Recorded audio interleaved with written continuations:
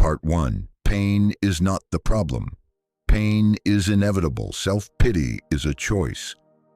That sentence sounds harsh. It is.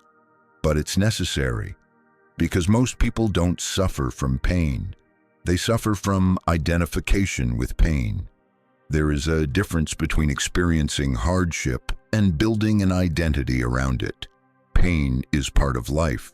Loss, failure, rejection, illness, uncertainty, unfairness. These are unavoidable. The Stoics never denied that. They trained for it. But here's what they refused. They refused to collapse into self-pity. Because self-pity is not pain. It's narrative. It's the mental repetition of, why me? This shouldn't happen. I deserve better. No one understands. Pain hurts. Self-pity corrodes. And corrosion is slow. At first, self-pity feels justified. You've been wronged. You've been disappointed. You've been treated unfairly. But justification does not make it constructive. Here's the core idea. Suffering does not make you a victim. Identifying with suffering does. The moment pain becomes your identity, you stop moving. You start explaining. You start comparing. You start collecting evidence. And over time, your posture changes. Not physically, mentally. You become smaller, more reactive, more defensive, more resentful. And resentment is heavy. Self-pity is not emotional sensitivity. It is ego wounded by reality. The ego says, this shouldn't happen to me. Reality says, it happened. The Stoics understood something most people avoid. Reality does not negotiate with entitlement. When you expect life to be fair, you are setting yourself up for chronic disappointment. Not because life is cruel, but because life is indifferent. And indifference is not personal, it's structural. The moment you accept that pain is not a violation of your dignity, you reclaim agency. But when you convert pain into personal injustice, you give away your strength. In the next part, we'll draw a sharp line between real suffering and the victim posture, and why confusing the two weakens character. Part 2. Suffering is not the same as victimhood. Let's make this precise. There is real suffering, and there is the mental posture of victimhood. They are not the same. Real suffering is an event or condition. Victimhood is an identity. Real suffering can be tragic. Victimhood is interpretive. The Stoics were not cold. They lost children. They were exiled. They were tortured. They lived through instability. They acknowledged pain fully, but they refused to dramatize it. Why? Because dramatization hands control to circumstance. When you repeat the story of how wronged you are, you reinforce helplessness, not because the event wasn't real, but because the repetition builds dependency. Dependency on sympathy, on recognition, on being seen as justified, and that dependency weakens autonomy. Self-pity feels comforting because it externalizes responsibility.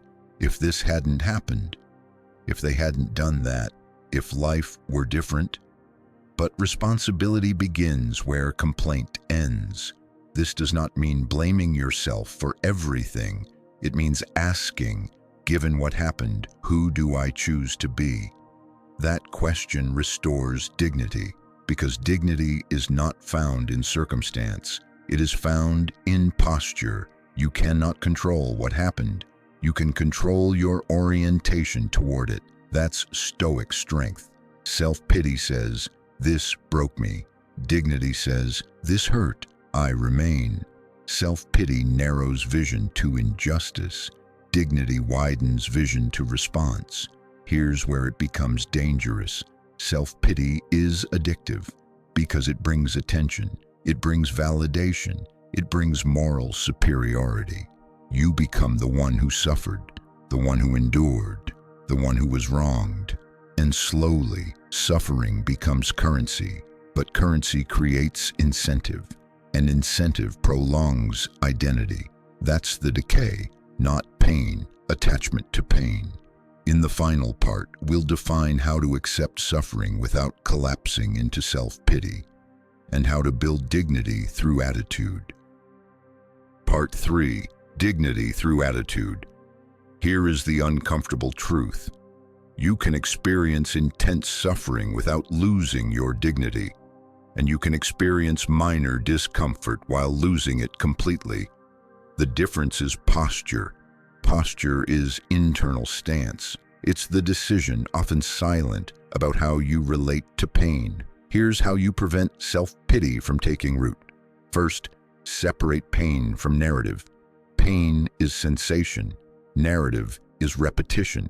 Feel the pain, but interrupt the mental loop. The moment you hear yourself rehearsing the injustice, pause. Ask, does this thought increase my strength or reduce it? Second, eliminate entitlement. Life does not owe you symmetry. It does not guarantee fairness. It does not promise reward proportional to effort. Once you accept that fully, complaint loses fuel. Expectation fuels resentment. Acceptance fuels resilience. Third, reclaim agency immediately. Even in loss, there is response. Even in rejection, there is posture. Even in failure, there is adjustment. The question is never, why did this happen to me? The stronger question is, what is required of me now? That question builds character. Fourth, reject performative suffering. Modern culture rewards public pain. Attention gravitates toward visible struggle, but broadcasting grievance reinforces identity. Strength is quiet, not because it hides pain, but because it doesn't need witnesses to validate it. Fifth, build pride in endurance, not sympathy. There is a difference between wanting support and wanting validation of victimhood. Support strengthens you. Validation of helplessness weakens you. Choose carefully which one you seek. Now here is the Stoic core. You cannot always choose what happens. You can always choose your stance. And stance determines dignity. Pain may bend you, but self-pity makes you kneel. The Stoics accepted suffering because it was inevitable. They rejected complaining because it was optional. And optional weakness, when repeated, becomes character. So remember, laid is not opferol. Suffering is not victimhood. Your dignity is not determined by what you endure, but by how you endure it, and that is entirely yours. If this felt harsh, good. Harsh truths often protect long-term strength. If you want more content like this, clear, disciplined, and rooted in Stoic psychology, you can follow this channel. New videos will continue exploring resilience, autonomy, and character. Thanks for listening. I'll see you in the next one.